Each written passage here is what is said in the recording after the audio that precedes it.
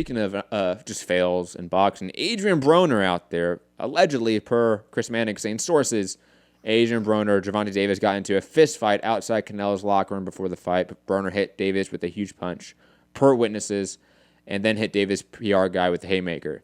Now, people have now claimed that this is wrong, a la Steven Espinoza, Ellie Setback, who I find despicable at times and just nauseating. And, Ellie? You know, if you hear anybody in the sport is alleged with rape, and your first response is like, "Hey, he's a great guy," just don't respond. Just don't make a statement, dude. Ellie Setback? Remember when Oscar, his allegation came out like 2 or 3 weeks ago? Ellie came out there, make sure that access is still there. Hey, guys. Oh, yeah, because he is, I mean, yeah. You got to make sure that access never goes away. Digressing, though, I don't know if this is true or not, because really there hasn't really been a real follow-up to this, in my opinion, from a real journalist. Because Ellie Setback is not that, and the other people I saw on Twitter saying that this isn't true aren't journalists, so I'm going to trust the journalist over them, and sorry, Steven Espinoza, you were just on one all weekend, so I don't trust a word you're saying right now. I don't know. I don't know if this is real or not. I don't really care, to be honest, other than, like, damn, that'd be sad if this is the case, because these guys are friends. You know, like, if they actually got in a fist fight, like, I don't care about, like, clowning them. Like, this is just kind of sad, because these guys were buddies, it looked like. You know, if that's really the case, that's disappointing, in a way. Maybe a good thing for Gervonta to get away from Broner, but, I mean, other than that, it's sad to see friends fight, honestly. I love you, Rob. I love you, Rob. And when it came out that they got into a fist fight, and then it came out I think they might have been some shoving, some pushing, some yelling at each other, some trash. Like, I don't think it came to blows, which is why it kind of, you know what I'm saying? I honestly, I really don't care either.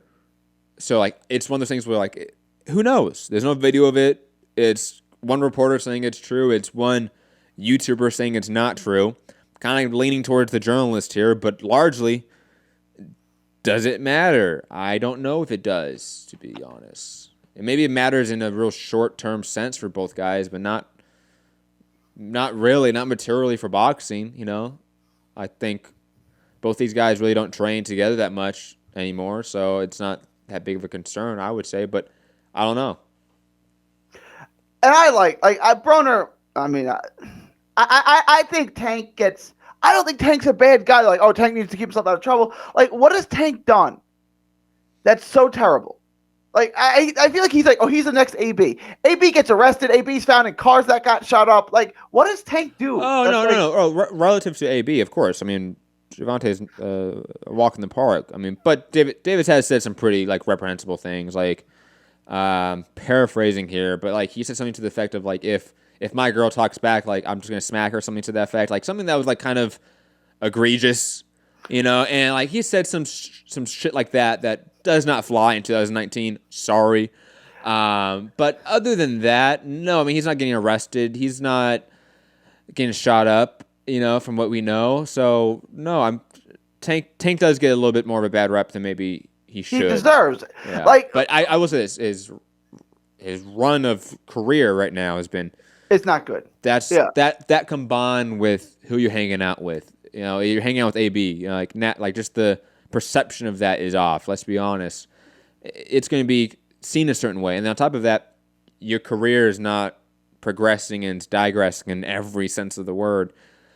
It's hard to be a supporter of Gervonta right now, to be honest. Yeah, go hang out with Jamel Herring and a higher class of individuals. It would be my advice to dude. Tank Davis. Can you imagine Gervonta just like, yo, I'm gonna go hang out in Omaha with Crawford? Crawford, there you go. Yeah, hang out with guys who don't. Although I don't know, Crawford seems like a nice guy until he's not a nice guy anymore. Crawford's a street dude. I mean, the guy's been shot in the head, for God's sake, right? Like, and he knocked out like what was it, like an auto mechanic or an auto repair guy because he didn't have his car.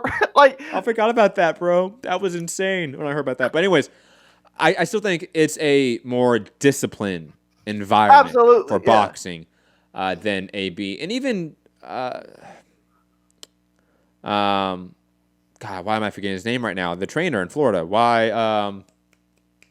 Help me out here. I've met him. I've been in his gym. The guy that's been training AB and Gervonta and all these guys recently. Kevin Cunningham? Kevin Cunningham, thank you. I think Kevin's a good coach. but I don't know if he's the coach that Gervonta needs right now. If that makes sense. I don't even know if Bomac is per se, but I just think that the environment of what they have in Omaha is interesting. They're really secluded from all civilization. They all live in one house, and that's kind of what they're doing in Kevin Cunningham's gym. Yeah. They all have one house, but they're in Miami. There's everything around them in Miami. Yeah. In Omaha, Nebraska, trust me, there is nothing there. Okay? So that's why you see them just hanging out, playing video games, in the off time. You can always find trouble no matter where you go, but you got to look for it. In Miami, It's a sunny place for shady people. Like, it's all there. That was good there, Gary. Look at you, bar. What a bar there, Gary. But speaking